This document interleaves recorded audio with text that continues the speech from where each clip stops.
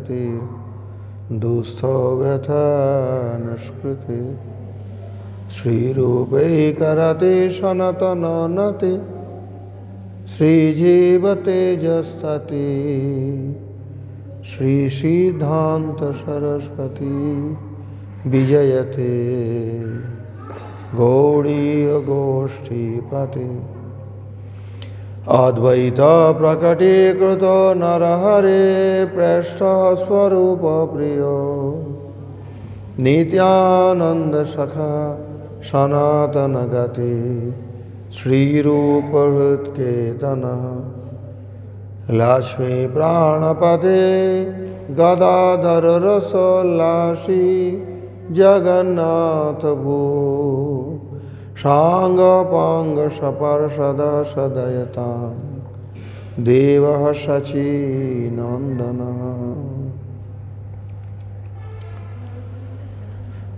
यह हिंदी भाषी कितना है जो बांग्ला नहीं समझते? आज हाथ उठाइए। जो बांग्ला नहीं समझते हैं बिल्कुल, ऐसे हाथ, सिर्फ 3 4, बाकी सब बांग्ला समझते हैं। আচ্ছা, হিন্দি কারা বোঝেন না হাত তুলুন তো আপনাদের মধ্যে। হিন্দি বুঝতে পারেন না এরকম বাঙালি কেউ আছেন এখানে? একজন আছেন। আর সবাই হিন্দি বোঝেন?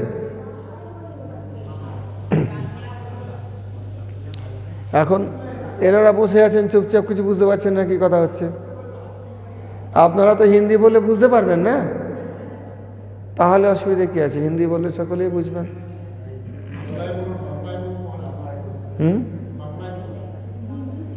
তাহলে যারা বাংলা বুঝতে পারছে না তারা কি বলবে আমাকে? ঠিক আছে, দুটো ভাষাতেই বলবো, সমস্যা নেই।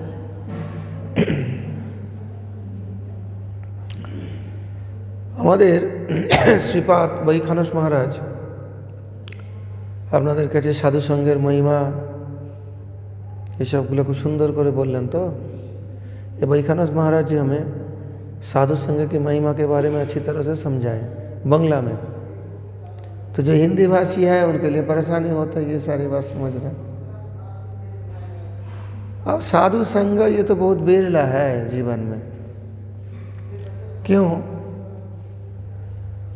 कि लाखों करोड़ों सैकड़ों जीव हर एक योनि में भ्रमण कर रहे हैं संसार में, परंतु साधु संघ का भाग्य उदय होने पर तभी भगवान से संयोग बन पाता है। अच्छा, ये एक बात सोच लीजिए, जब भगवान कृष्ण 5000 साल पहले लीला किए थे, हम भी तो कहीं थे। जीव भी नित्य है, भगवान भी नित्य है।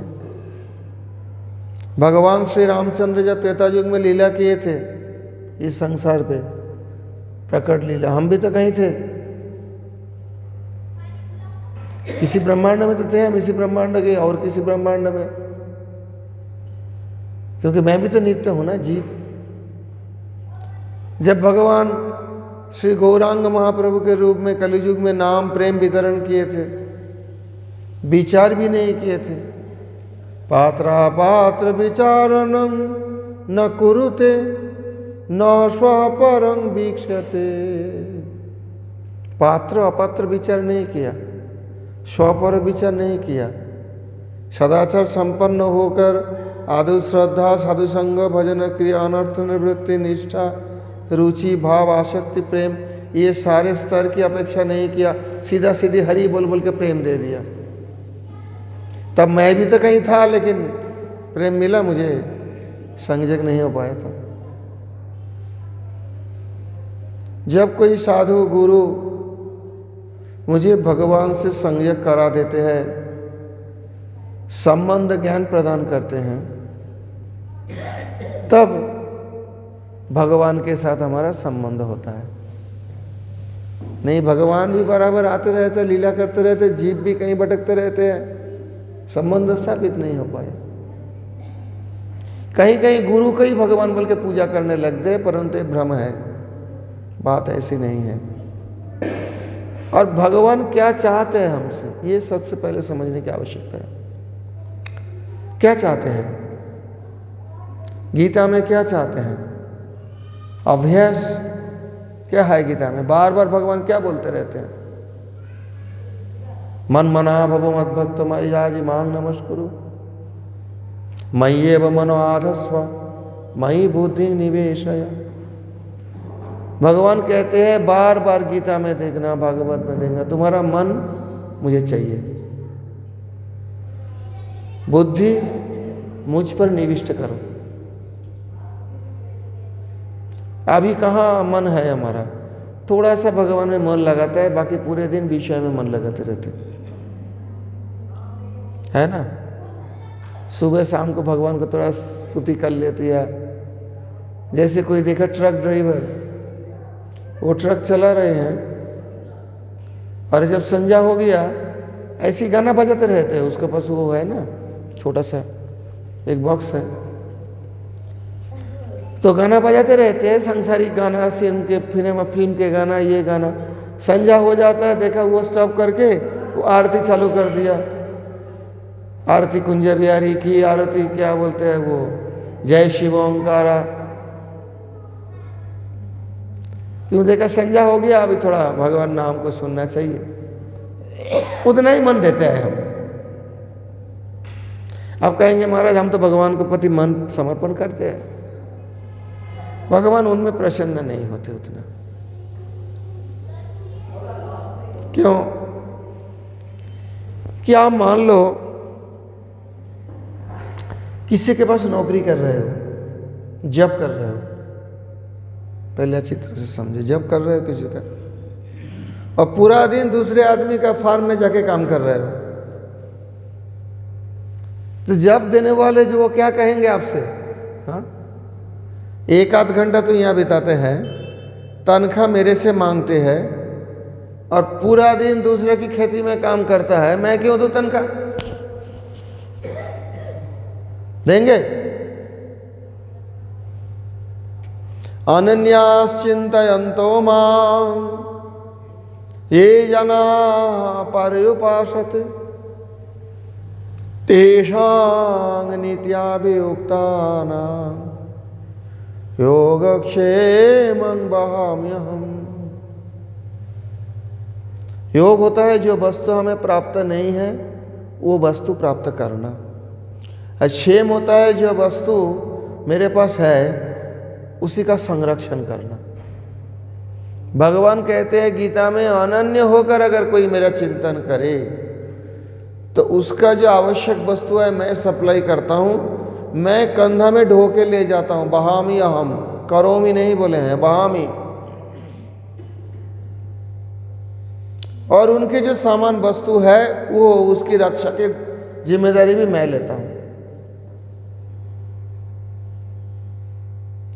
अनन्य होकर भगवत भजन में लगना पड़ेगा, चाहे आप गृहस्थ आश्रम में हो, चाहे आप मठ में हो। ये अनन्यता भक्ति का एक तटस्थ लक्षण है। और स्वरूप लक्षण क्या है?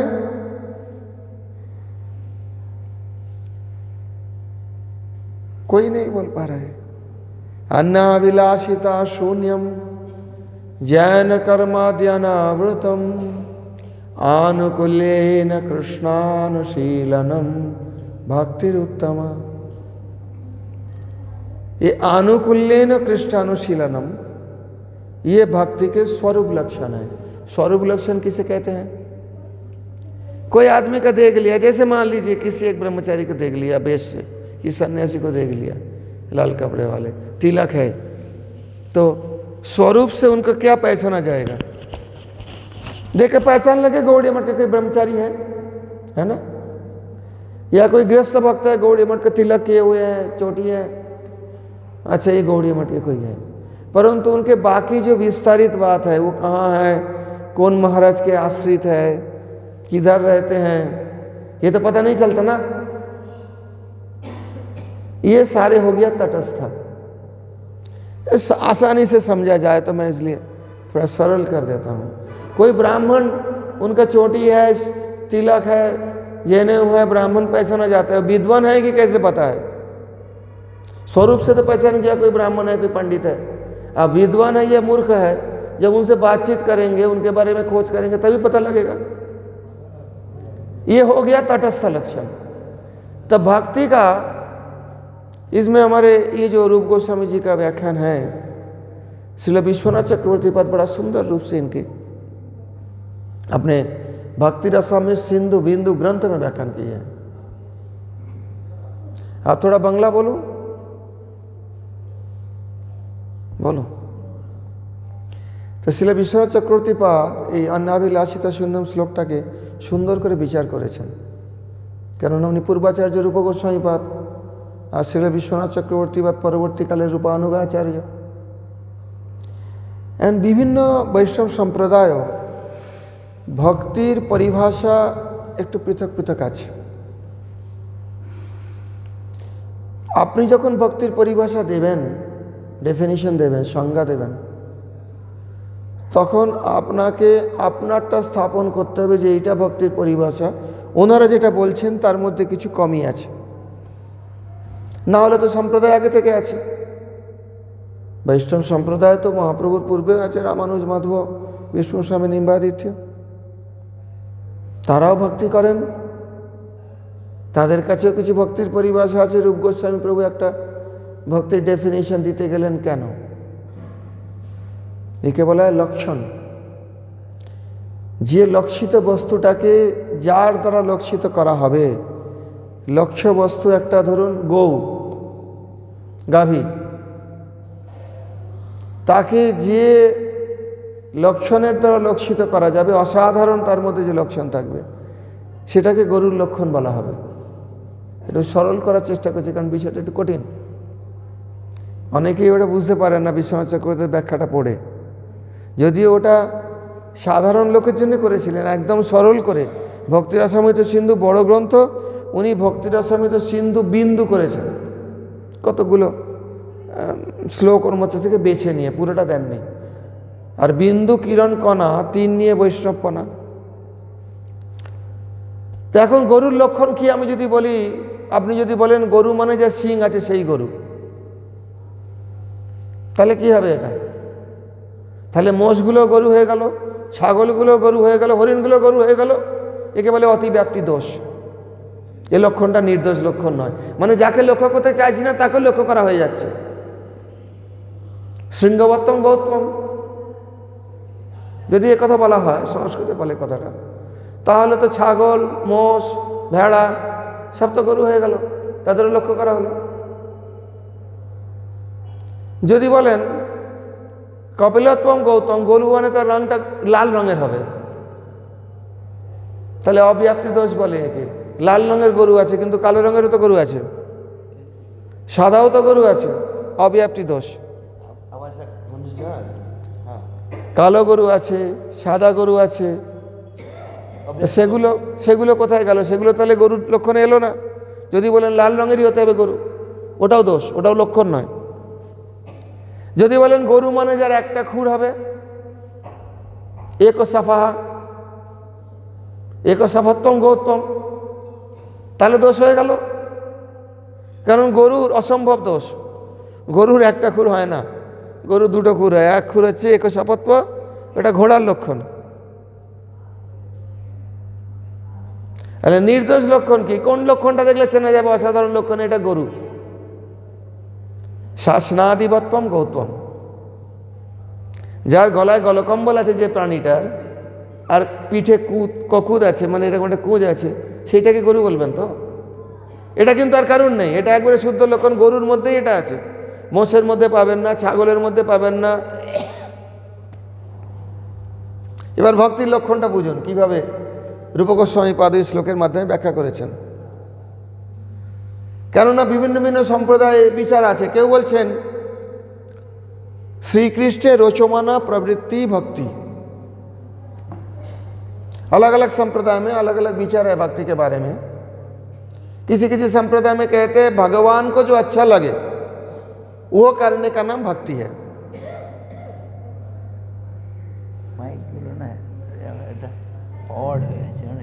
না, মাইকের কোনো দোষ নেই। এই ঘরটায় যদি পর্দা লাগানো হয় তাহলে ভাইব্রেট করবে না, এটা ঘরের দোষ। পর্দা না লাগানো থাকলে এত বড় খালি ঘরে বা জিনিসপত্র থাকলেও হতো, কিন্তু খালি তো, এতে আপনার ভাইব্রেট করবেই।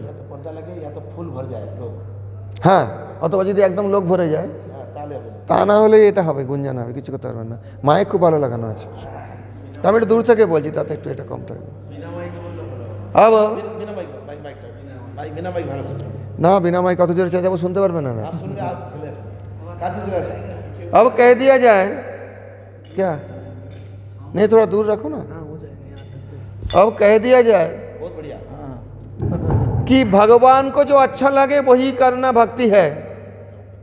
श्री कृष्ण रोचमना प्रवृत्ति, रूप गोस्वामी जी ने स्वीकार नहीं किया, इसमें कमी है, ये भक्ति लक्षण नहीं है। क्यों?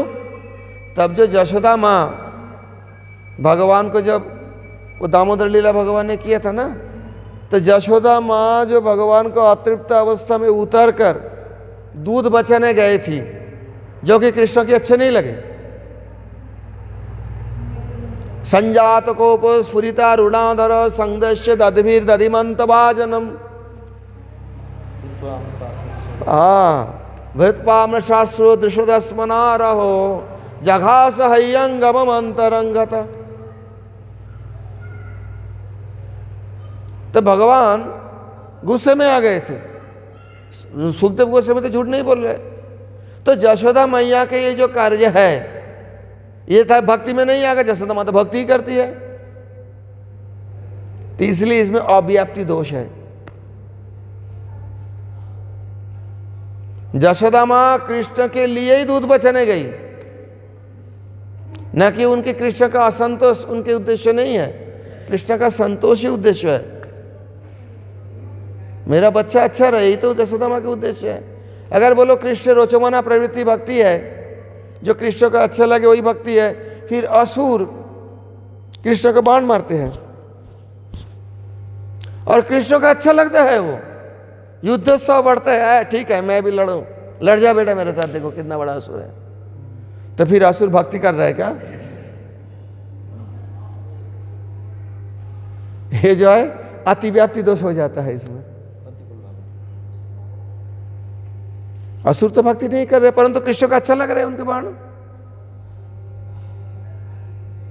इसलिए कृष्ण रोचमना प्रवृत्ति भक्ति है।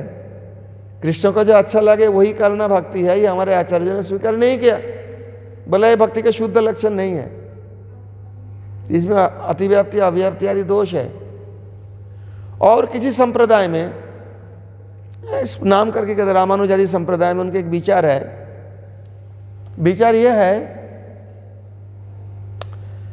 कि चित अचित चिदातीत विशिष्ट ब्रह्म, ये जो है संसार में जो देखते हैं हम, चेतन जड़, ये सब मिलके ब्रह्म है। और जितना चेतन जड़ जो कुछ है, ये भोक्ता भोग्य और नियामक, ये संबंध है। भगवान नियामक है, जीव भोक्ता है, जड़ भोग्य है। अब वो भक्ति के में क्या कहते हैं, वो कहते हैं देखो भगवान की प्रतिकूलता नहीं रहना वही भक्ति है, किंतु स्वरूपतः सभी जीव कृष्णदास है। दासत्व क्यों नहीं करते हैं? जब सभी जीव भगवान के दास है, परंतु दासत्व तो नहीं कर रहे, कुछ प्रतिकूलता है उसके अंदर, वो प्रतिकूलता हटा दिया जाए, वो विरुद्ध भाव हट जाए, तो जो करे वही भक्ति है। प्रतिकूलता का अभाव ही भक्ति ऐसा कहा गया है, परंतु ये भी हमारे आचार्य स्वीकार नहीं किया, बोले नहीं नहीं, ऐसा बोलोगे तो एक कलसा, मिट्टी के कलसा धर दो, उसमें कृष्ण की प्रतिकूलता है क्या? कृष्ण उसको तोड़े, चाहे रखे चाहे फेंके, वो कभी कुछ बोलेगा? तो फिर तो वो भी भक्ति करने लग गए, बोला जाए कलसा। इसलिए इसमें दोष है। हमारे पूर्वाचार्य ने, गौड़ी माधव गौड़ी संप्रदाय के पूर्वाचार्य ने भक्ति के बारे में बड़ा सूक्ष्म सूक्ष्म विश्लेषण किया है। कृष्ण में रोचमाना प्रवृत्ति, कृष्ण के जो अच्छा लगे वही करना, ये भी शुद्ध भक्ति का लक्षण नहीं है। नहीं, कभी कभी कृष्ण को अच्छा नहीं लगे ऐसे काम भी करना पड़ता भक्तों को, परंतु कृष्ण के लिए ही करते। और ये कह दिया जाए कि प्रतिकूलता नहीं रहे तो फिर भक्ति है, क्योंकि जीव स्वरूप तो कृष्णदास है। तो घाट पाट ये ईटा फीटा सभी भक्ति कर रहे हैं, इनके अंदर प्रतिकूलता नहीं है। इसलिए रूप गोस्वामी जी ने तो संज्ञा दिए हैं, भक्ति का जो लक्षण बताए, आनुकूल्येन कृष्णानुशीलनम, ये भक्ति का शुद्ध लक्षण है। अनुकूलता के साथ कृष्ण अनुशीलन करना, भगवान के अनुकूलता करूंगा।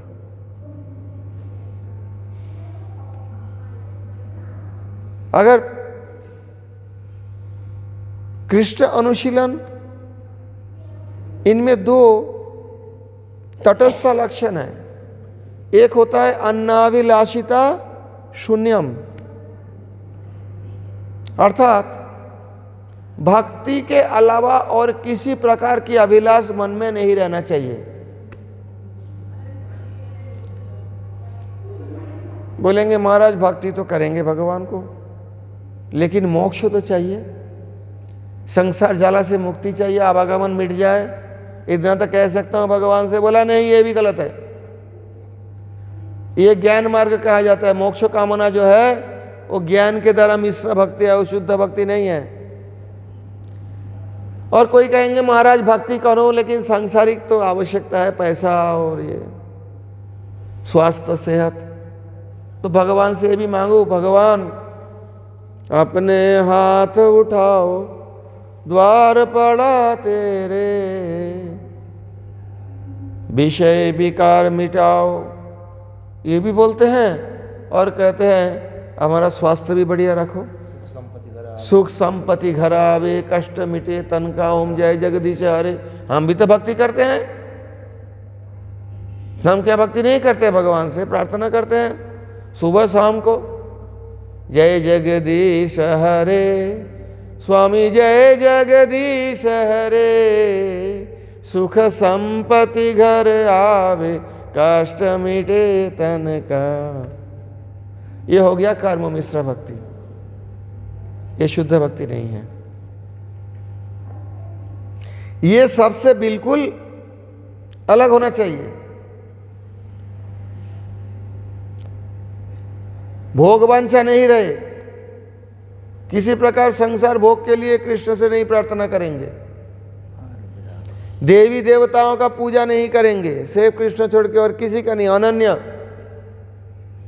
मोक्ष कामना लेके कृष्ण भक्ति नहीं करेंगे।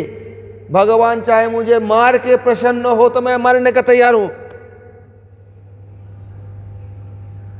मुझे बार बार संसार में जन्म मरण के चक्कर में भटका के अगर भगवान श्याम सुंदर आप प्रसन्न हो तो मैं उसके लिए तैयार हूं।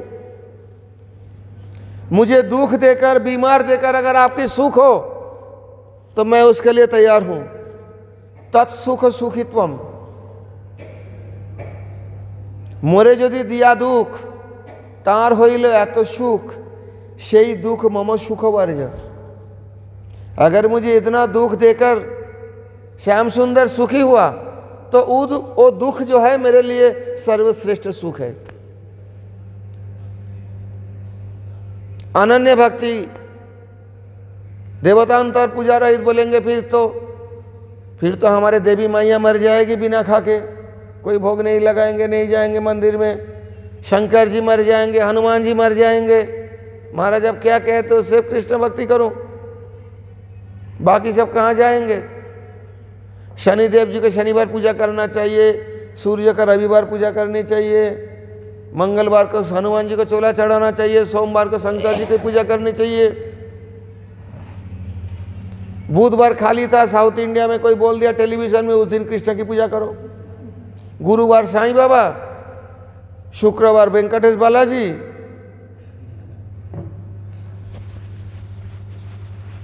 ये अनन्य भक्ति नहीं है। और हम अनन्य भक्ति के बाद कहते हैं, कोई नाराज हो जाते हैं, महाराज अब क्या कहते हो, सिर्फ कृष्ण कृष्ण कहते हो कि देवी मैया इनकी बात, और भी तो पूजा करने योग्य बहुत है। मैंने बोला आप तो बड़ी आश्चर्य बात बोल रहे हो।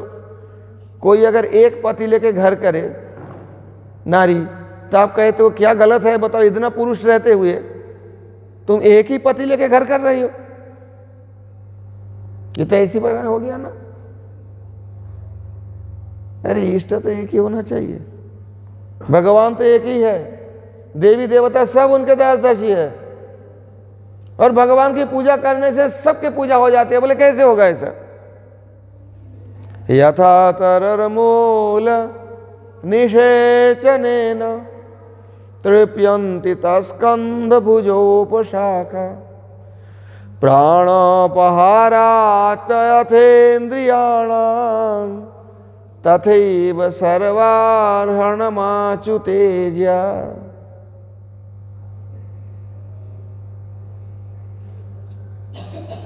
किसी पेड़ के झाड़ में अगर पानी देने से पत्र, पुष्प, फल सब में पानी पहुंच जाता है ना। अलग अलग से पत्ते में और फल में और फूल में पानी देना पड़ता क्या? पानी सींचना पड़ता नहीं। फिर भी आदमी तर्क उठाएंगे, नारद जी के वचन है। क्यों तर्क उठाएंगे? अगर महाराज पेड़ का झाड़ में भी दे दिया, पूरा पेड़ को भी नहला दिया, और तो बढ़िया है ना। कृष्ण का भी पूजा किया, ठीक है, सबके मूल भगवान है, उनको पूजा करने से सभी का पूजा हो जाती है, उनके भी पूजा करूं, और देवी मैया और जितने सारे देवी देवता है उनके भी करूं तो क्या परेशानी है। इसलिए दूसरे दृष्टांत दे दिए हैं, प्राणोपहाराच्च यथेन्द्रियाणां। अगर भूख लगी है ना किसी को तो आंखें कमजोर हो जाता है, देखते नहीं ठीक से, दिमाग सोच नहीं सकते, होता है ना, तेज भूख लगे तो हाथ पैर में बल कम हो जाता है। तो क्या करना चाहिए उस समय भूख मिटाने के लिए? भोजन करना है। भोजन कहाँ डालोगे? मुंह में ना, वहां से उधर में जाएगा प्राण वायु में, प्राणोपहाराच्च। अगर कोई कह दे महाराज भोजन मुंह में भी डाल दिया, थोड़ा आंखें में भी डाल दिया, कान में थोड़ा सब्जी घुसा दिया, और ज्यादा पौष्टिक मिलेगा ना, ऐसे ही बात हो जाएगा। कृष्ण के भी पूजा करो, देवी मैया के भी करो, शंकर जी भी करो, क्या परेशानी है? ये सारे नष्ट हो जाएगा। आंखों में डाल दो ना, देखो आंखें बर्बाद हो जाएगा। मूंग में ही डालो और कहीं मत डालो भोजन, उससे सब पुष्ट हो जाएगा। आंखें में भी तेज आ जाएगी, और जो है अपना शरीर में बल प्राप्त कर लेंगे, दिमाग भी काम करने लग जाएगा। इसलिए थोड़ा सोचने की आवश्यकता है। सनातन धर्म किसी को नहीं कहते हैं कि अंध जैसा चलो, मैं कहता हूं इधर चलो, इधर नहीं चलना। सनातन धर्म, वैष्णव धर्म जीव का स्वरूप उद्बोधन के लिए उनको से पथ प्रदर्शन करते हैं। करना आपको है, करने आपको है। किसी अगर बालक विद्यालय गए, स्कूल में गए, कोई बच्चा, कोनो बाच्चा यदि स्कूले जाए কি জন্যে যায়? বিদ্যা অর্জন করার জন্য। তো বিদ্যা অর্জন করার জন্য স্কুলে যাবে, সেখানে কিছু শিক্ষক থাকবেন। শিক্ষকরা কি বিদ্যাটাকে ঘুলে খাইয়ে দেবেন? তো কি করতে হবে তাকে? তাদের কথা মেনে অভ্যাস করতে হবে। বলবেন এইটা লেখো বারবার, এইটা অ, এইটা আ, কিন্তু তাকে করতে হবে। করতে করতে যখন সে অক্ষর জ্ঞান হয়ে যাবে তার মধ্যে, তখন সে বইগুলোকে পড়তে পারবে। আচ্ছা, এই বইটা এইটা লেখা ছিল, এইটা পেতে হবে। शिक्षक पढ़ ले कि छात्र पढ़ा हो जाए? अगर मास्टर जी पढ़ लिया तो बच्चे पढ़ गए क्या? सब बच्चे को पढ़ना पड़ेगा। अगर मानो किसी को बलवान बनना है, जिम में जाते हो ना, तो मैं जिम करने से आप बलवान बन जाओगे? जिम का जो इंस्ट्रक्टर है वो बोलेंगे इस तरह से एक्सरसाइज करो, करना आपको है। सनातन धर्म में गुरु का भूमिका है। गुरु बता देंगे बेटा ये करो, उस बात मान के चलना पड़ेगा, तब आप बनोगे, भगवत अनुभव प्राप्त करोगे, नहीं तो नहीं होगा। और जितना भगवत अनुभव प्राप्त करोगे, आपको विश्वास नहीं है, आस्था नहीं है, ये प्रत्यक्ष होगा।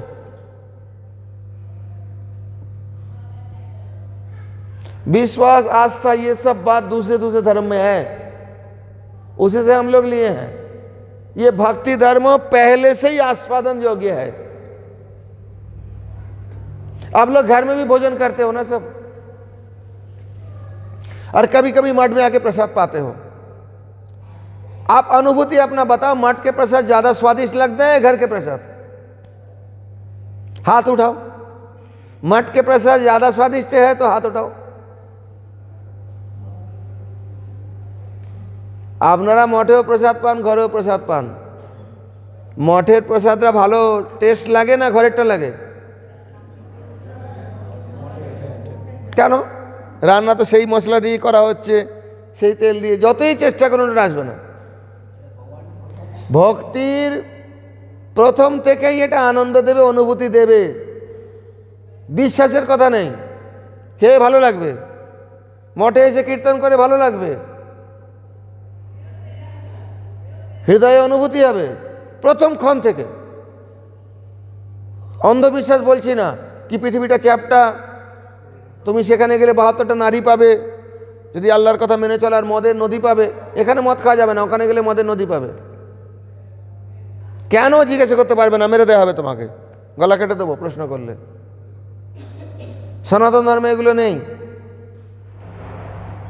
বৈষ্ণব বলবেন তুমি আসো, তোমারে তারিতে শ্রীকৃষ্ণ চৈতন্য নবদ্বীপে অবতার। जय जय श्री श्री गुरु गौरांग गंधर्विका गिरिधारी श्री गौर श्री राधा गोपीनाथ बलदेव सुभद्र जगन्नाथ सुदर्शन की जय। তোমাহান কত দীনহীন জনে করিলেন ভবপার। বৈষ্ণব বলবেন দেখো আমি এটা করে আস্বাদন পাচ্ছি, তুমিও এটা করো, তুমিও এর আস্বাদন পাবে। আমি মঠে প্রসাদ আস্বাদন করছি, তুমি এসো একদিন প্রসাদ পাও মঠে। এইটা তো বলবে। বলবে কি তোমায় বিশ্বাস করতে হবে এটা ভালো খেতে, ওটা খারাপ খেতে? কেউ বলেছে?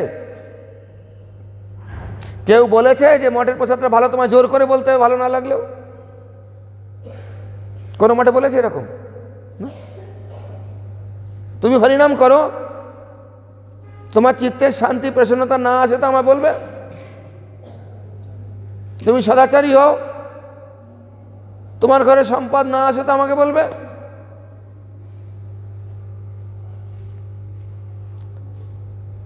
সনাতন ধর্মে জোর জবরদস্তি আমরা কারোর উপর চাপিয়ে দিই না কিছু।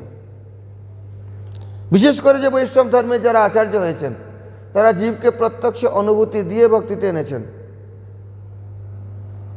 যতক্ষণ পর্যন্ত কোনো নিষ্পাপ জীবের হৃদয়ে শ্রদ্ধার সঞ্চার না করতে পারে ততক্ষণ তাকে হরিনাম দেবেন না গুরু। দিলে গুরুর অপরাধ হবে, নাম অপরাধ, নবম নাম অপরাধ।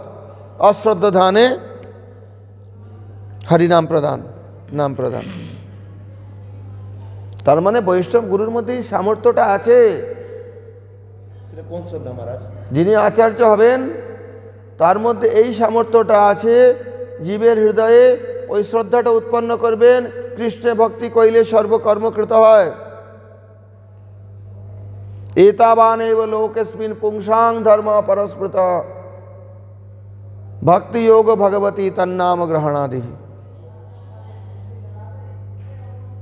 এই শ্রদ্ধাটা উৎপন্ন করে দেবেন জীবের হৃদয়ে, তখন তাকে হরিনাম দেবেন। जोर করে আমি আপনাকে বলতে পারি না, मैं जबरदस्ती आपको नहीं कह सकता है हरिनाम करो हरिनाम करो। आप बोलेंगे कुछ आस्वादन नहीं मिल रहा। अगर आपको अंदर में श्रद्धा उत्पन्न किया जाए जो हरिनाम करने से मेरा सब कुछ मिल जाए, भगवत भक्ति करने से सब कुछ मिल जाएगा। और भक्ति में सर्वश्रेष्ठ क्या है? भक्ति योग भगवती तन नाम ग्रहणादि भी।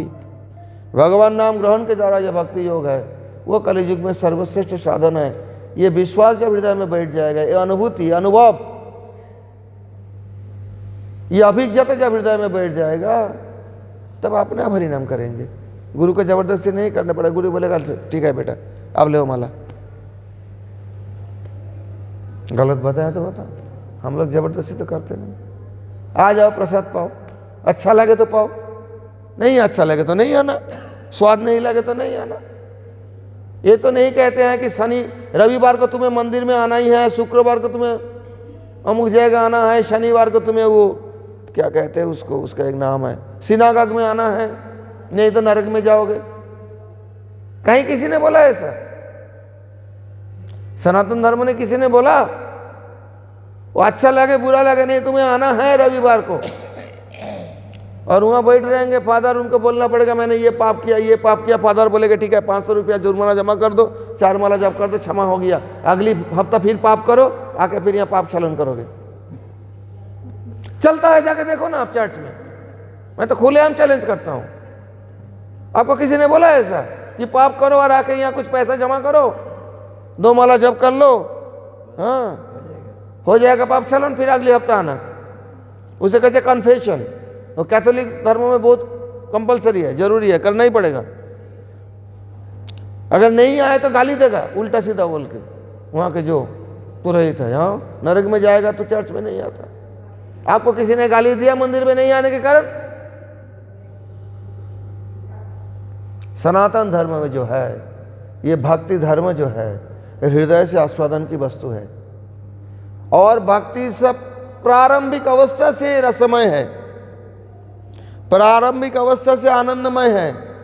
बाकी और मार्ग है, परंतु उसमें प्रारंभिक अवस्था में बहुत कष्ट है।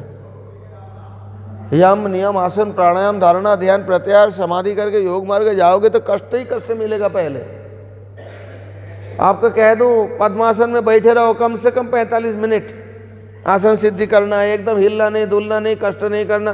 बोलेंगे महाराज होता ही नहीं, कोशिश करके भी। ये देखो ना, ये सज्जन बैठे हैं उकड़ू होके, अब पैर में प्रॉब्लम है, एक पैर ऊंचा करके एक पैर नीचे रखो तो भी होता है। दरिद्रासन में नहीं बैठना चाहिए।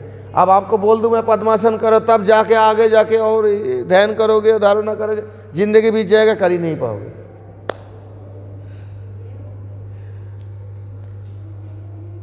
ये कष्टमय है। अंततः कुछ मिलने वाले है समाधि में जाके,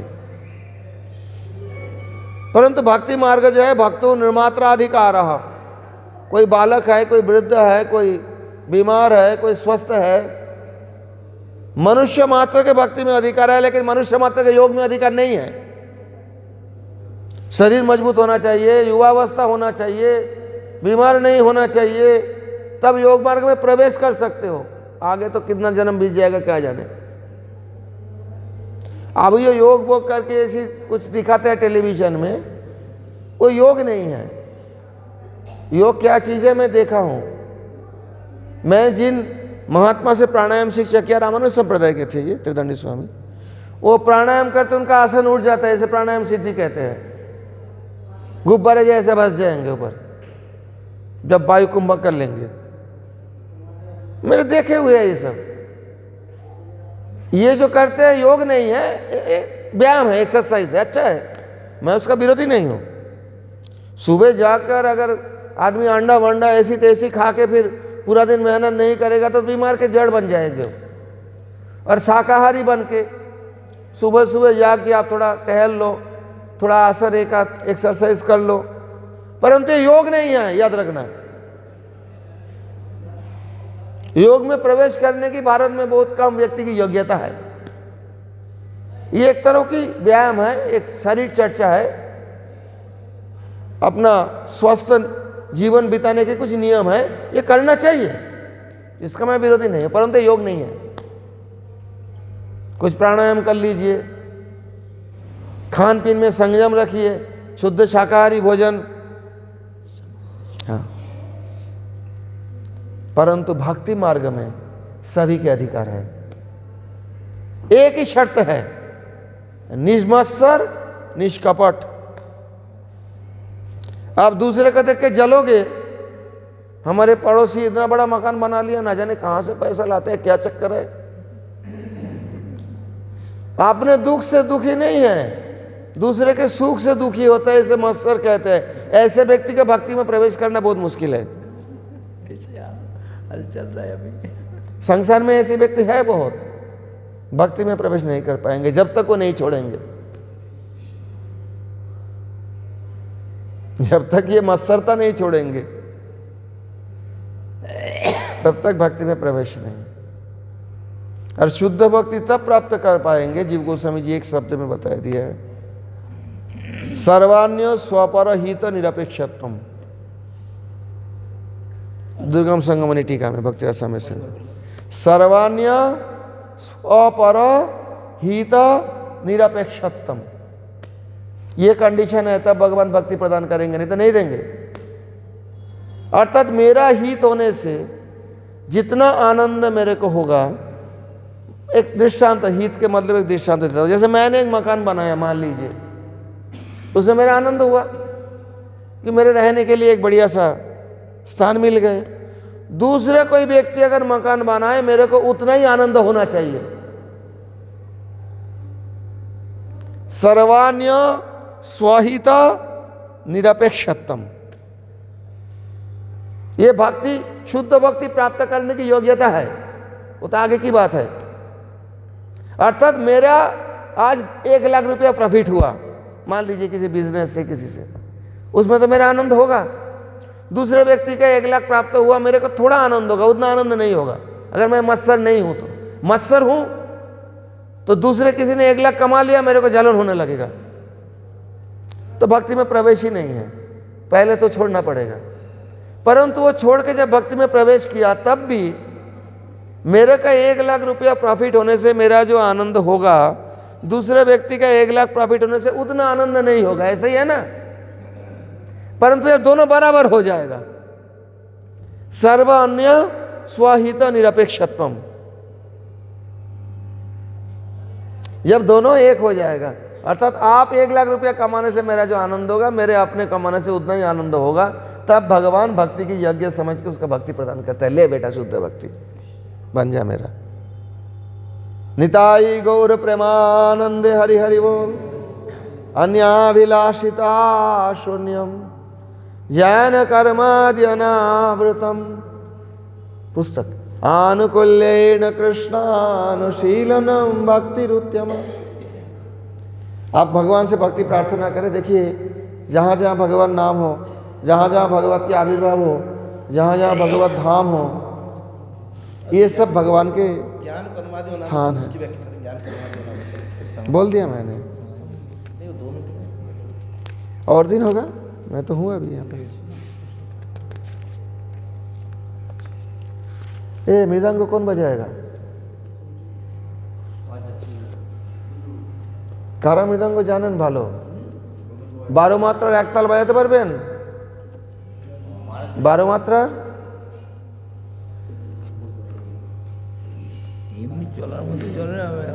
শ্রীল ভক্তিবিনোদ ঠাকুর এই কীর্তনগুলো এ করে দিয়েছেন, অমুক রাগ অমুক তাল। আমি বলছি না, একতাল 12 মাত্রা। এই ওটাকে ডাকো না, उसको बुलाओ, वो जाने। আপনারা জানেন, এখানে দেখবেন ঝাঁপি লোফা, ছোট দশকুশি, এই যে রসকীর্তন, অভিসার, কামদ, কামদ রাগ আছে একটা, ले चल गो कुल गाँव कन्हैया, ওই সুরে গাইতে ভক্তিবিনোদটাকে উল্লেখ করে দিয়েছেন। কৃষ্ণ বংশী গীত শুনি, আমি বলছি না, আপনারা বলেন মহারাজকে আবিষ্কার করেছে, লেখা রয়েছে আপনাদের বইতে। কামদ রাগ আর তিলক কামদরা একটু অন্য। তিলক কামদ আছে, কালয় গৌরমুদারম সখে কালয় গৌরমুদারম, তিলক কামদ। গুরু মহারাজের আশীর্বাদ এগুলো কিছু কিছু জানতে পেরেছি খোঁজ করে, যে কী ব্যাপারটা, এই রাগটা কীরকম। বললো আপনাকে আগে স্বর প্র্যাকটিস করতে হবে, নাহলে গাইতে পারবেন না। এই বাজাও। শ্রীল ভক্তিবিনোদ ঠাকুরের লিখিত কীর্তন, রাগ ভীমপলশ্রী, তাল হলো 12 মাত্রার এক তাল।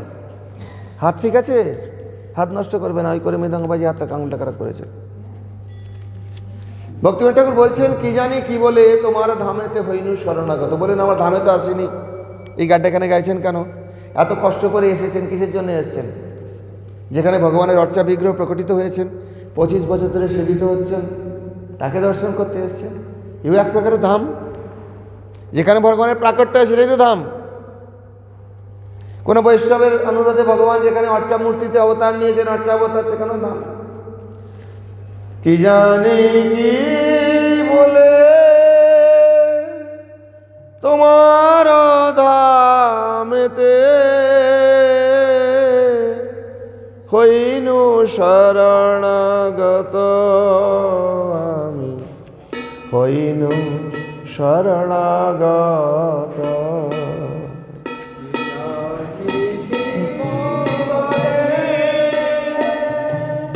তোমার ধামেতে হইনু শরণাগত আমি হইনু শরণাগত। তুমি দয়াময় পতিত পাবন পতিত তারণে রত হইনু শরণাগত। তুমি দয়াময় পতিত পাবন কারণে রত হইনু শরণাগত। কি জানি কি বলে তোমার ধামেতে হইনু শরণাগত হইনু শরণাগত।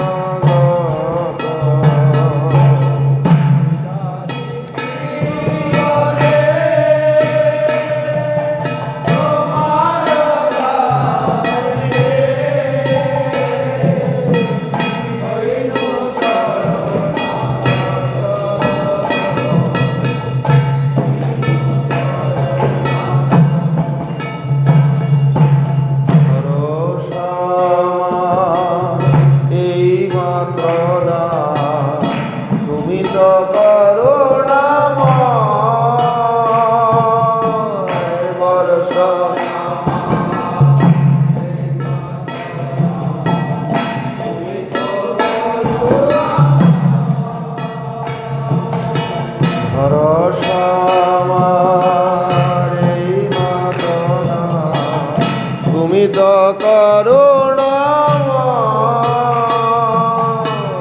বরষা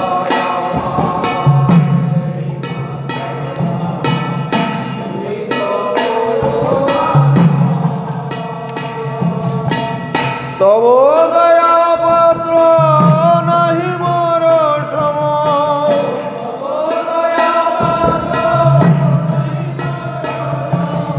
তব দয়া পাত্র নাহি মোর সম অবশ্য ঘুচাবে ভয়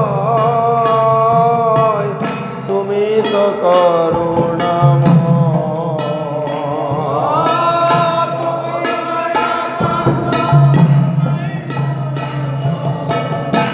অবশ্য বুঝাবে ভয় তুমি তো করুণাময়।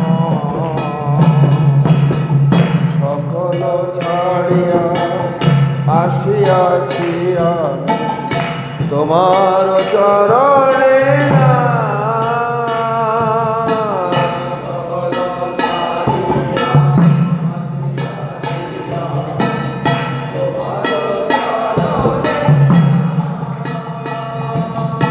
আমি নিত্য দাস তুমি পালয়িতা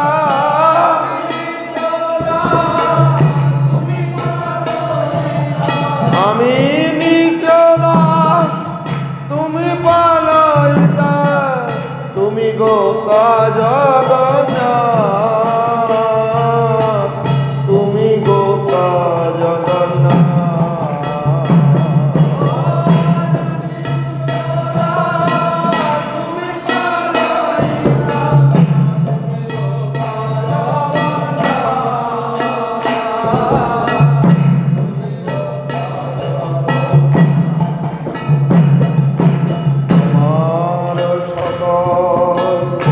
আমি মাত্র দাস আমারে তারিবে তুমি তোমার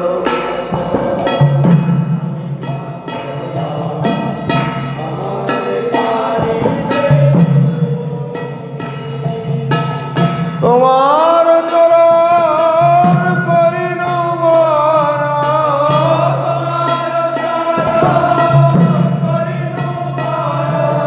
তোমার চরণ করিল আমার নহিত আমি আমার নহিত আমি তোমার চরণ করিল আমার নহিত আমার নহিত কি জানি কি বলে তোমার দামেতে হইনু শরণাগত হইনু শরণাগত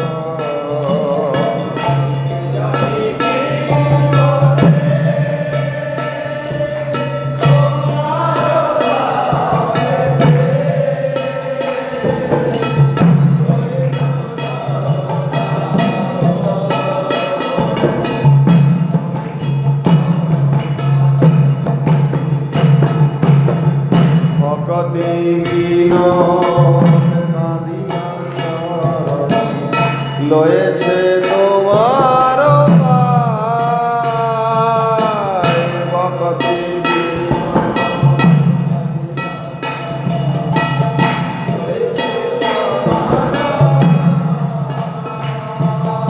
ভকতি বিনোদ কাঁদিয়া শরণ লয়েছে তোমার পায় ভকতি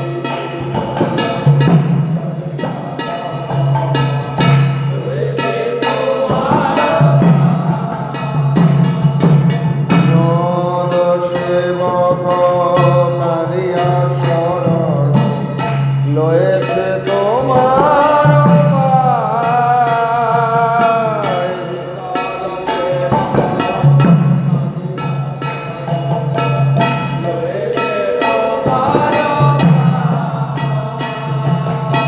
স্বামী অপরাধ নামে রুচি দিয়া